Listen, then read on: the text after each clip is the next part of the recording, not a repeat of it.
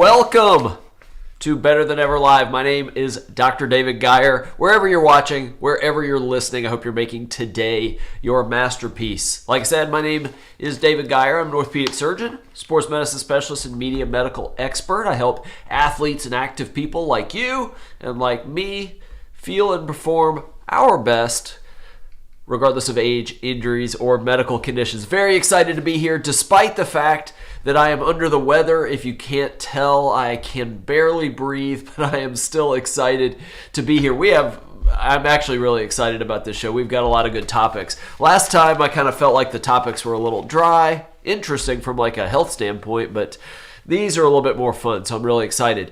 If you have comments, you have thoughts on what we're talking about, definitely share those. If you're watching live on YouTube, Facebook, or LinkedIn, please put your first name and where you are. I'd love to know that. If you're listening to the podcast version and you want to comment, join us live sometime. You can subscribe to the show on either or any of those platforms, YouTube, Facebook, and LinkedIn. We'd love to have you. And as always, nothing I talk about here is medical advice. This is meant for general information and educational purposes only. If you have specific medical questions or medical concerns, please talk to your doctor. Love for that to be me. You're welcome to come see me here in Charleston or in Charlotte, North Carolina, but for the purposes of this, it is not medical advice. I keep wanting to hit my papers on the desk like this, but I hear that last time it made all this like gong-like sound, so I will try to refrain from doing that. All right. I don't know how you guys did over the Thanksgiving break. I basically just wrote that one off as I was going to eat a lot. I knew that going in, so I ate many thousands of calories more than I normally do, and I did it for actually several days. I was a pig, but it's my favorite holiday, and I just sort of knew that going in. I knew I'd get back on track afterwards. But what happens if you do that? What happens if you eat too much for a certain period of time? There is a really cool study. What it's going to prove is probably not going to be surprising to you, but I still think this study is fascinating. So there was a study done, the American Journal of Physiology, Endocrinology, and Metabolism was where it was published. It was Australian researchers, and it's a small study. They only took 8 healthy males, average age of 22 years old. What they did is that they gave each of those 8 guys a diet with 1,000 extra calories above the recommended daily limit. And they did that every day. Monitored them at 5 days, monitored them again at 28 days. And we're not talking about just eating more broccoli to get to 1,000 calories. No. They got all sorts of potato chips, pretzels, soft drinks, all sorts of stuff that you typically eat over the holiday. Sorry about that. And so you can imagine 1,000 calories a day. What do you think is going to happen, say, after 5 days? Well, surprisingly, not that much, actually. On average, they had 14% more visceral fat, but really no weight gain. So that's kind of interesting. But at 28 days, maybe not so good. They had gained an average of 3.5 pounds. They had higher levels of insulin resistance, predisposing to type 2 diabetes. Really not very good. So what does all this mean? Well, it suggests at least that your body can make up or compensate for a short period of overeating. In this case, it looks like 5 days, even though that 14% visceral fat increase, not ideal. Visceral fat's the dangerous fat. That's the hard fat around your organs, your intestine, your stomach, that's highly linked to cardiovascular disease and cardiovascular events. But the longer you do it, your body's going to get used to those extra calories and you're going to start getting issues, insulin resistance, potentially type 2 diabetes, and you are going to put on the weight. All right. Speaking of weight and obesity, there is a study that was published in the journal Psychosomatic Medicine. It was written by a researcher at Villanova, Janelle Mensinger, and she argues in this study that the war on obesity that's been going on now for decades isn't working. If anything, it's going the wrong direction and hurting people as in ways that we'll talk about. She says that, one, this focus on obesity leads to more eating disorders. Now, for full sort of disclosure, she is a researcher of eating disorders, so she would be a little more attuned to that. But her point is the efforts that we try to get people to lose body fat, food diaries, counting calories, using BMI, body mass index, as any kind of marker for anything, sends the wrong message. It's an anti-obesity message. And her point is pretty simple. One, in her opinion, or according to data that she's analyzing, 1/3 of people that fall into a category of obese based on their body mass index, normal cholesterol levels, normal blood sugar levels, so they're not unhealthy. Whereas, a quarter? Yeah, a quarter of people with quote-unquote normal BMIs do have those problems. So some people that aren't fat have the risk factors for cardiovascular disease. Some people that are fat don't have those. But then again, increases your risk of eating disorders, things like that. But then her bigger issue is it just hasn't worked. We start the war on obesity in the 80s. Rates of being overweight and obese have only gone up. Now, here's my thought on this. I get what she's saying about it hasn't worked very well. I get what she's saying about the risk of eating disorders. I do. But that doesn't mean we shouldn't try. Yes, maybe some people that are technically obese are otherwise healthy. Having said that, the majority are not. And I feel like as physicians, it's at least incumbent on us to try to educate people to exercise. Try to exercise them or educate them on. See, I told you I'm not feeling that good today. I got the worst cold ever. Educate them to stop eating fast foods, stop eating processed foods and soft drinks and things like that. Try to get better sleep. Try to get their inflammation, their systemic inflammation down. So to give up on that, whether or not you call it a war on obesity, I feel like, I don't know. I disagree with her in an overall sense. I get her points, and I understand the lack of attention on eating disorders, but I feel like that would be a huge mistake just saying, all right, we're just going to let people, eat whatever they want, and we're not going to weigh in that, hey, you might want to consider healthier food choices. You might want to consider getting off the couch and exercising. Just my opinion. All right, a study out of the Cleveland Clinic looks at kids with obesity. They looked at 9 to 18-year-olds that were greater than 95th percentile for body mass index, and they put those obese kids on 3 healthy diets: the American Heart Association diet, the Mediterranean diet, or a plant-based diet. What do you think happened? This is actually fascinating. I love this. So all 3 diets worked. Significant decreases in weight, significant decreases in blood pressure, significant decreases in cholesterol, significant decreases in glucose level, and the risk of heart disease dropped. Here's the part, though, that probably doesn't surprise anybody, right? Here's what's surprising. Very few people, or barely half, actually followed the diet for very long. They were supposed to do it for a year. Only 55 to 65% were still doing it toward the end of the study. And yet, they saw all those changes pretty much throughout the population of kids. So, if you're struggling to get your kids to, eat as healthy as you'd like, just get them to do it a little bit. Anything is better than none. Try to add green vegetables, broccoli and green beans, and maybe not chicken tenders every night and mac and cheese every night. And I get it. It's hard as a parent. Those foods are easy to make. The kids like them. I get it. But it doesn't take that much to really make a big difference in their health. So that was really encouraging.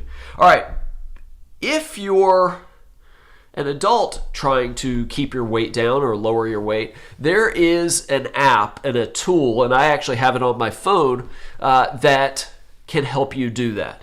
It is called the Personal Activity Intelligence, PAI. And I talked about this on a TV interview I did probably 4 months ago, and it wasn't about weight loss so much. I forget what it was, heart attack risk or something like that. But basically what it does is it syncs with your smartwatch or your Fitbit, your fitness tracker, and based on your heart rate during exercise and everything you do during the day, it calculates a personal activity intelligence score.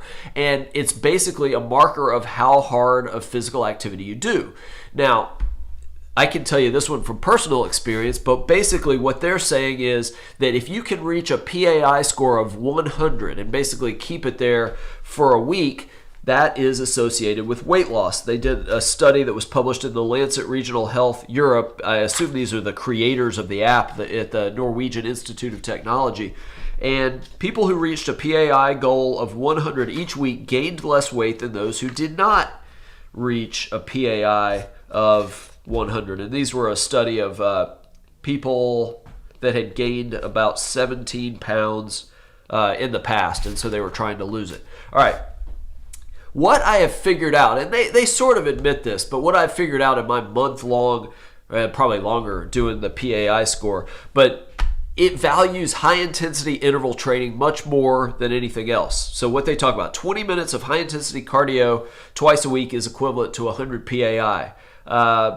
If you just did walking, leisurely walking, it would take 10 hours of walking each week to do that. And again, it's based on heart rate. But it's also supposed to take into account things like going up and down the stairs and all the stuff you do during the day that potentially is physical activity that could boost your PAI.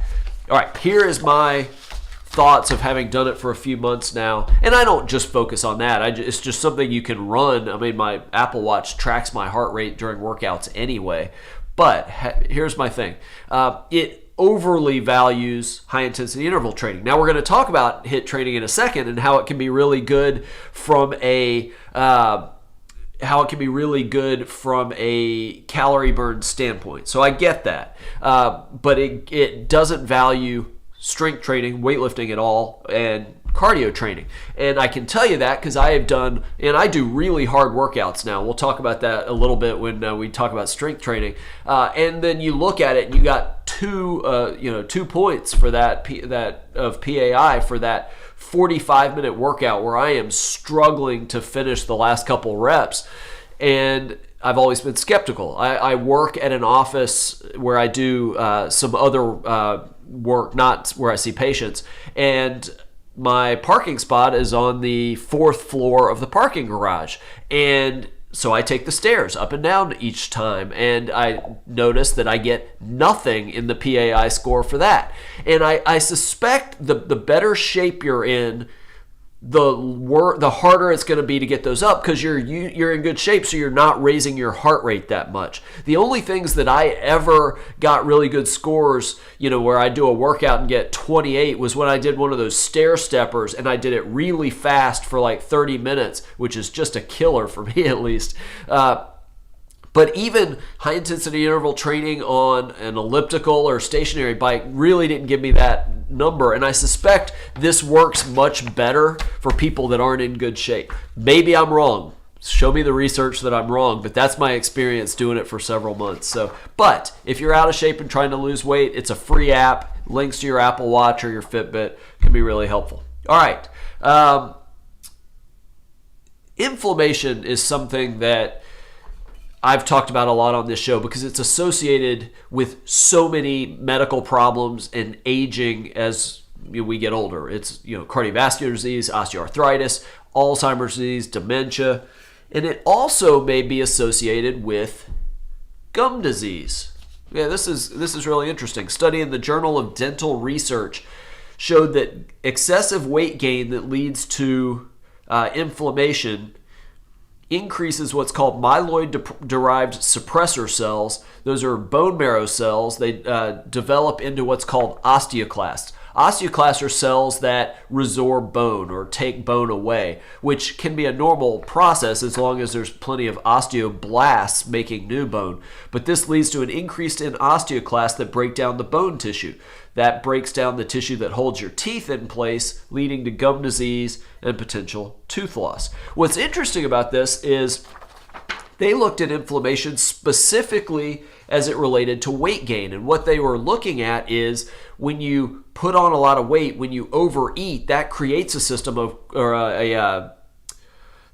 not a system, but it creates a circumstance or a situation where your body is constantly inflamed because it's revved up trying to get all those calories burned. And that creates this inflammatory reaction and can cause gum disease. So it may not matter how much you brush your teeth and floss. If you eat too much, that could still lead to gum disease. Speaking of inflammation, what type of exercise do you think might best lower inflammation? I love this. If you've watched this show for any period of time, you know what type of exercise I tend to favor. Well, a group from the University of Nottingham, in a study published in Gut Microbes, which has got to be a really fun journal to read, these researchers studied the relationship between strength training, basically weightlifting, and inflammation through a substance that we talked about a couple weeks ago, actually, a substance called endocannabinoids, essentially cannabis-like substances naturally made in our guts, in our bodies. And what they found, this is fascinating, they took a group, I forget how many people were in this, but it was a decent group of people with osteoarthritis. 78 people, 38 were put in an exercise group, 40% didn't exercise at all. And they did strength training 6 days a week, 15 minutes a day of strength training. And what they found is that the ones that did weightlifting had lower levels of cytokines. These are inflammatory substances that break down the articular cartilage, causing arthritis, but also involved in all sorts of inflammatory issues. Decrease in those inflammatory cytokines, but increase in those pain-relieving endocannabinoids, specifically one called anandamide. But the strength training group significantly lowered chronic inflammation. So that would help with weight loss. That would help, in this case, pain related to osteoarthritis. So if you are dealing with osteoarthritis, yes, we should be able to extrapolate this to preventing Alzheimer's disease and lowering cardiovascular risk. But let's just go with what they studied. If you've got osteoarthritis of the hip or the knee, and you're trying to get over it. Now, I am not somebody that shuts you down from running or anything else. I think that's actually good for your arthritic hip or knee. But you want to decrease that inflammation and potentially feel better, have less pain from arthritis. You might try lifting weights every day. All right. If you exercise, you might have a feeling on this. Does exercise make you more hungry for a meal right after exercise or less hungry? I have thoughts, but I will keep it to myself. But be asking yourself which of those it does. Now, there is a new study in Medicine and Science and Sports and Exercise that tries to address that question. And as I describe it to you, you'll have to kind of think, does this actually prove that it either does or doesn't increase exercise, or is it sort of a poorly bad study? But what they did, they took 24 men and women in Colorado between the ages of 18 and 55 who were overweight and not active at baseline, and then had them walk quickly on a treadmill or lift weights for 45 minutes. Then they took them to a food buffet that had salad, sodas, lasagna, pound cake with strawberries. What they found, again, I hope you decided if it's going to increase or decrease your appetite. The people in the study weren't more hungry, but they weren't less hungry either after the workouts. And it didn't really change from just in a sitting group. They ate the same regardless, and they ate the desserts, and they ate everything else. They didn't eat more, but they didn't eat less. So, as you're heading into the winter holidays, if you are going to overeat, definitely plan on exercising. Just know that that may not do all that much to get rid of those calories, to decrease your appetite. Still do it. The benefits of exercise are good, but it doesn't seem to increase your appetite or increase your desire to avoid certain foods. I don't know. All right, who out there is a runner? You've heard my stories of I ran for years and years and years, and then I gave it up, and I really haven't gone back to it.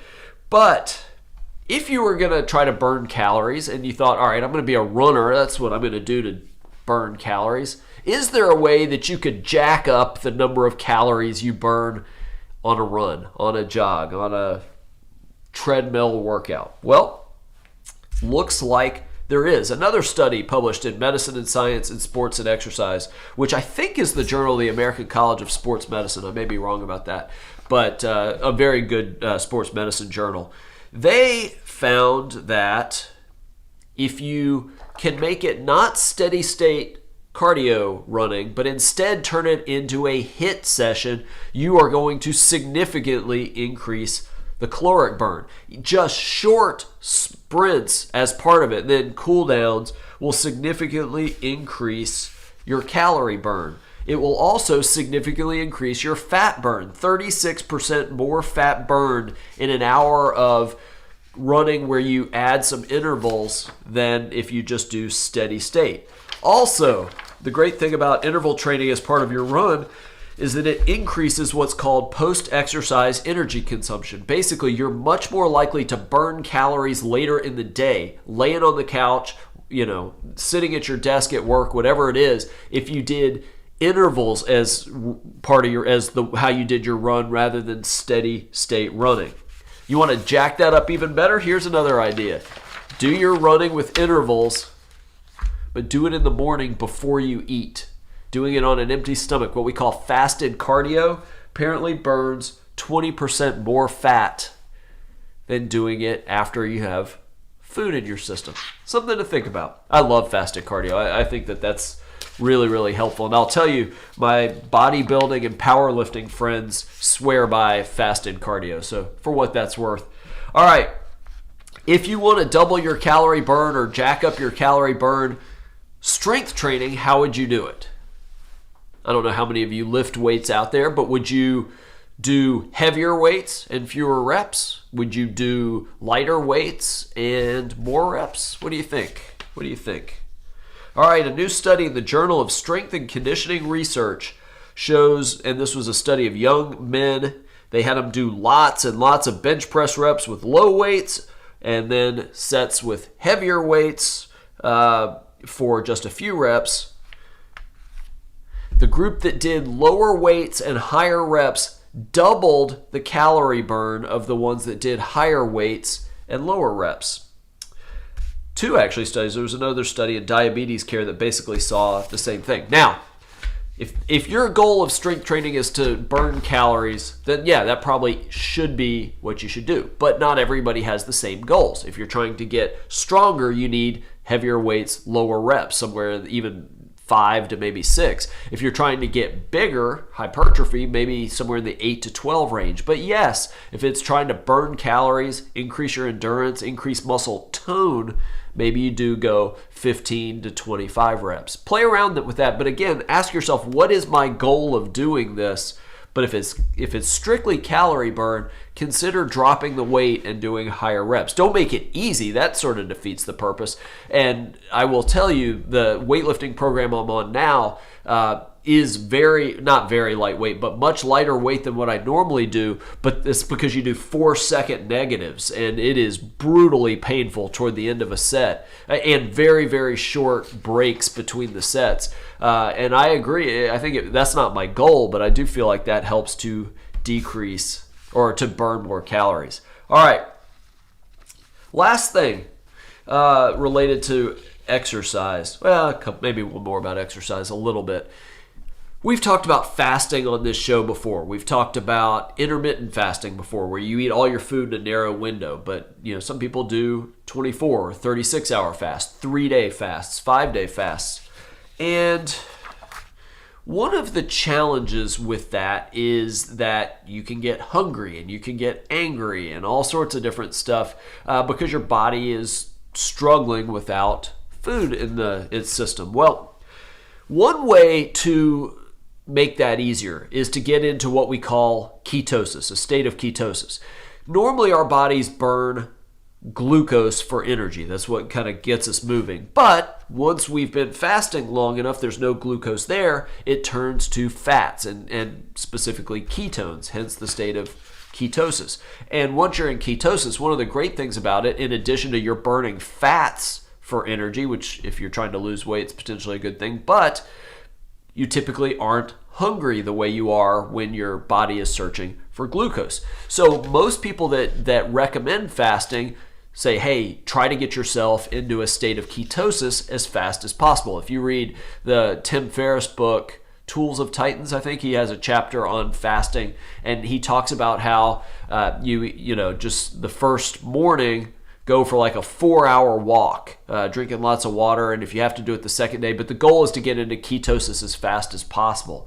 Well, this study out of Brigham Young University, again in medicine and science and sports and exercise, says if you want to speed up your fat burning in a fast, exercise first. They took 20 healthy adults, put them on two groups doing 36-hour fasts. One group after the meal just basically sat around doing nothing. The other group started the fast doing 45 to 50 minutes of strenuous exercise on a treadmill. The group that did the exercise first got into ketosis 3.5 hours earlier. So that's a good thing. One of the things about fasting that's important to know, though, if your last meal or what you ate all the day before you start a fast is carbs and you overate, it may take 2 days, 3 days. And I know this to get into ketosis. I know this because I used to do the blood sticks to measure your blood ketone levels.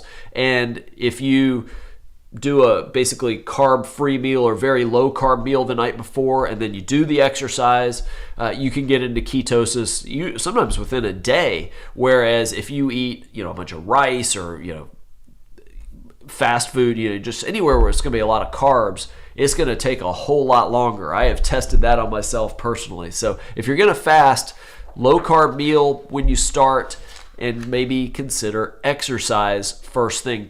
Basically what you're doing with that exercise is you're burning all the glycogen, getting rid of all the glucose in your system so that now there's nothing else for your body to use other than the ketone bodies from the fats. All right, last few, because I want to get through these quickly, but last thing on exercise looks at the benefits of exercise for postmenopausal women, specifically metabolic changes, insulin resistance, type 2 diabetes, that kind of thing. And so this is really interesting.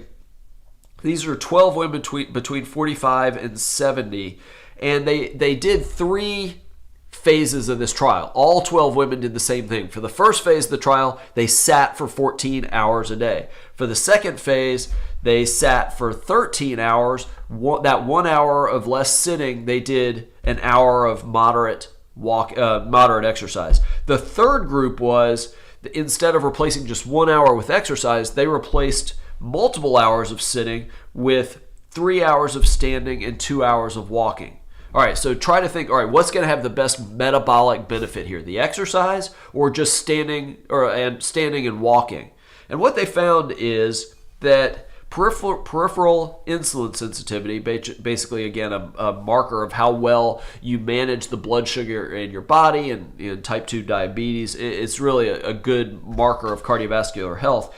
It improved 20% with that 1 hour of exercise. But the group that did the standing and walking with no exercise got almost as much benefit. Wasn't as much as the exercise group, but it was pretty darn close.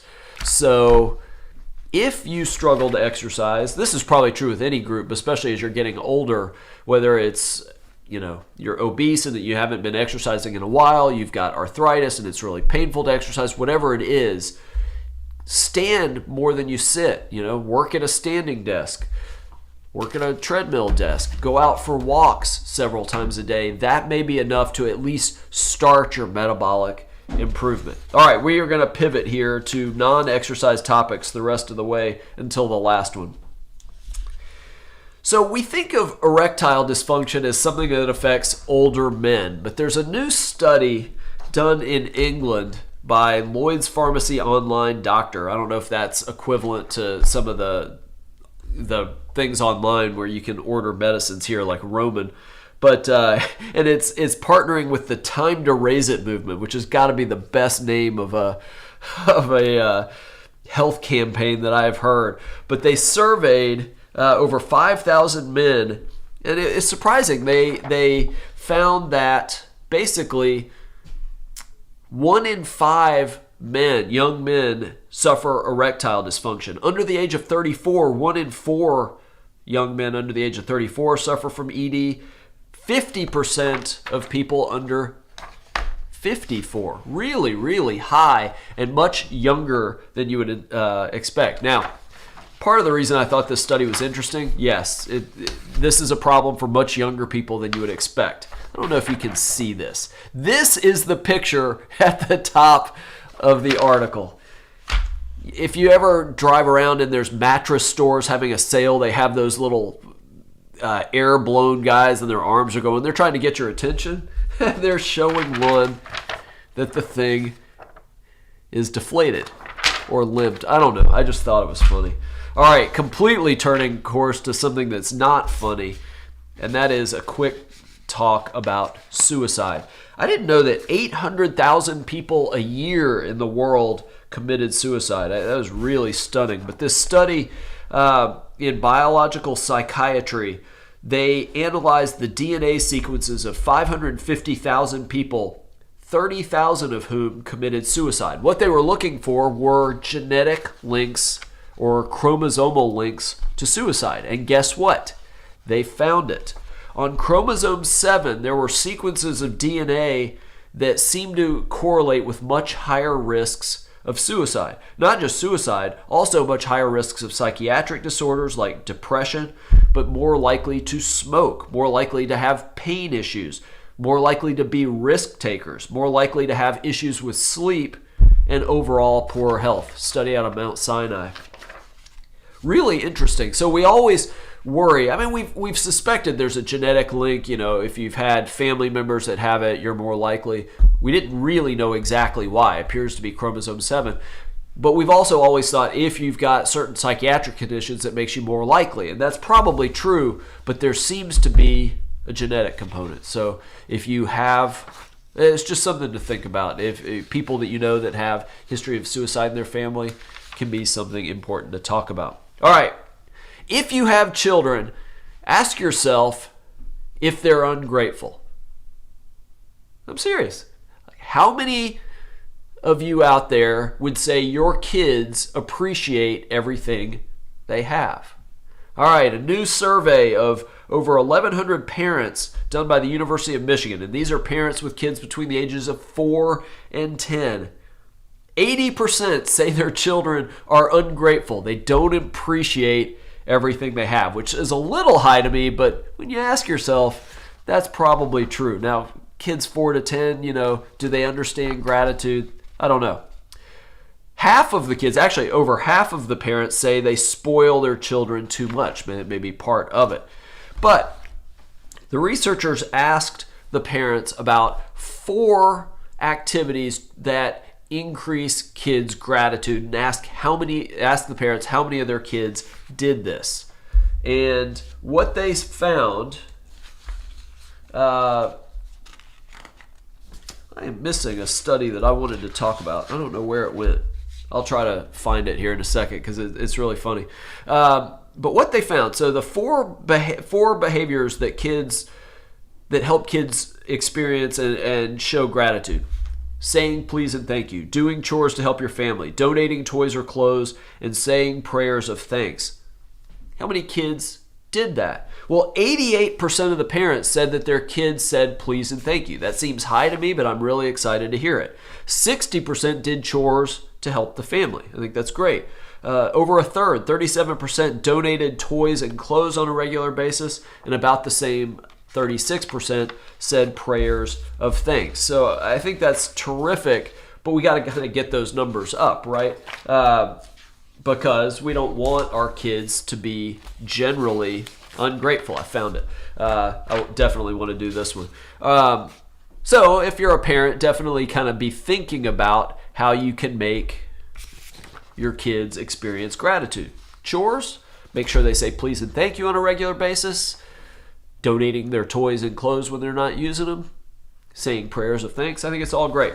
All right, another thing related to kids, and then we're going to get to the 2 studies I want to talk about. Awe. The emotion of awe is something that I can't tell you that I experience on a regular basis. I do remember not too many years ago, I went to Costa Rica and I was doing this hike through the woods with a big group of people, and all of a sudden you get through this clearing of the woods and there's this amazing waterfall right in the middle. I mean, it's the craziest thing ever, though. If you see it, it's hard to describe. And that was a moment that you just take it in and you watch this water come down. It was amazing. Awe has a lot of health and just overall benefits for us. Awe improves our physical, mental, and emotional well-being, according to researchers at University of California at Berkeley. But more than that, it makes us more curious, less judgmental, makes us more collaborative with other people, makes us humble, increases our sharing, makes us more altruistic and giving to other people. It also calms your ego down and you're not thinking about yourself as much. And as it pertains to what I care about, it decreases inflammation. Experiencing awe on a regular basis decreases inflammation. All right, but for kids, on top of all of that, it actually seems to boost performance in school, academic performance. Kids that are more curious about the world, and this was a study of 400 high school students, the more awe they felt, the more curiosity they expressed, and the better their grades. So, how do you generate senses of awe in kids? Well, according to the researchers at Berkeley, you give them more free time that they're not scheduled to do a lot of stuff. You slow down, you let them wander and just explore. You walk and don't go anywhere in particular, just let them explore. You allow them to ask questions. You allow, with whether it's music or art or dance, you just let them kind of do things and experience things. I don't know. It's a little touchy-feely for me, but I get the point. Allow them to be curious. Allow them to learn on their own. Could be good for their health and for their performance mentally. All right. This one is ridiculous to me. So, a poll of workers in the UK, the United Kingdom, asked what would be the ideal full-time job? Like, what factors would make this a great job? So this is what British workers want. And I'm going to tell you, if you gave the same poll to American workers, you're going to get the same nonsense that you get here. They want to work 21 to 30 hours a week, basically a 4-day week. They want a yearly salary of £44,355, which I did the math this morning, is over $58,000 a year, working 4 days a week. They only want a 17-minute commute.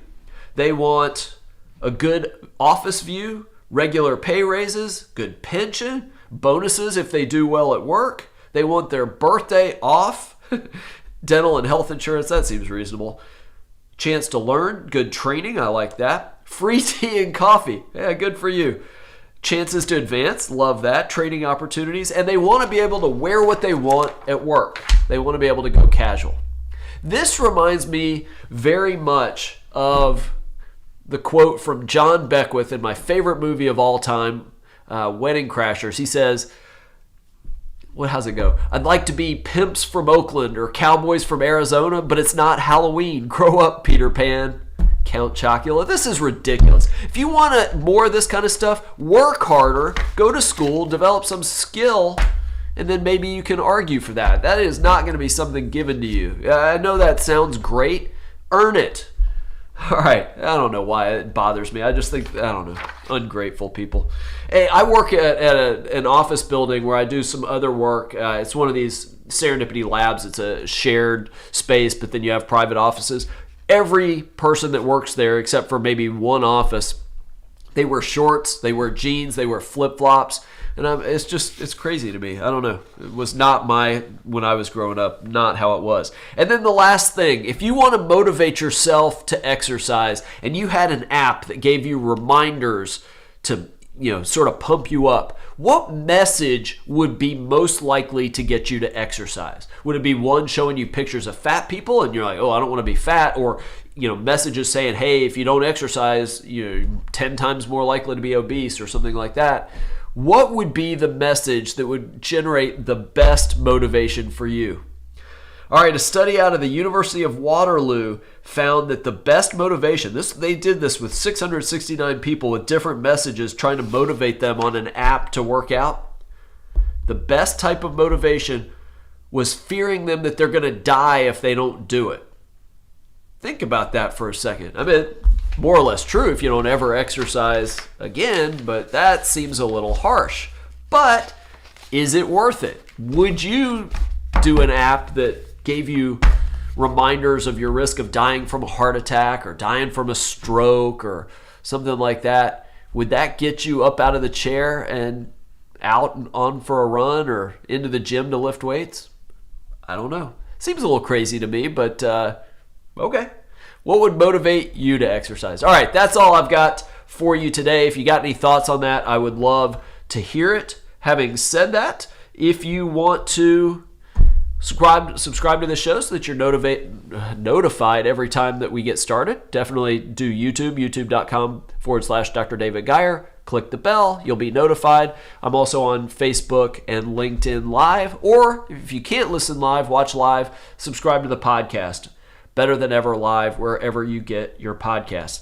Thank you so much for joining me. Again, I apologize for being under the weather, but yeah, it happens. It's just that time of year, and we're in a high allergy area. You're going to get colds periodically. But thank you for joining me. I will see you right back here next Tuesday. Actually, no, that's not right. I am not here Tuesday. Scratch that. I will be back here next Thursday, 1 week from today, 12 p.m. Eastern time. That's right. I will not be here Tuesday. So check that out next Thursday. I look forward to it. And until then, get out and exercise, eat healthy, and I will see you for Better Than Ever Live next week. Take care.